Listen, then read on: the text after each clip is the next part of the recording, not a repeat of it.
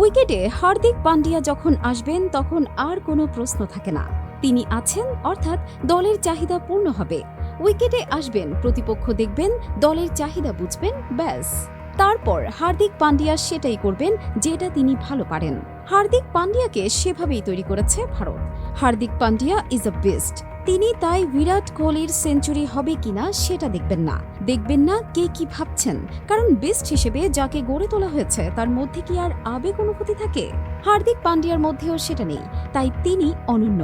৪৫ রানের ইনিংস কখনো কখনো একটা ৭০-৮০ রানের ইনিংসের থেকেও বড় হয়ে দাঁড়ায়। দুবাইয়ের স্পেন বান্ধব উইকেটে তেমনই এক ইনিংস খেলেছে হার্দিক পান্ডিয়া। ৪৫ বলে ৪৫ রানের ইনিংস, দুটো ছক্কার সাথে ৪টি চার।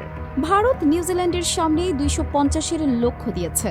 ৩০ রানে ৩ উইকেট হারিয়ে যাওয়ার পরও যখন ভারত নিউজিল্যান্ডের সামনে ২৫০ রানের লক্ষ্য ছুড়ে দেয়, তখন সেটা সম্ভব হয়েছে হার্দিক পান্ডিয়ার অদম্য মনোবলে। ভারত তো এটাই চায় তার কাছে।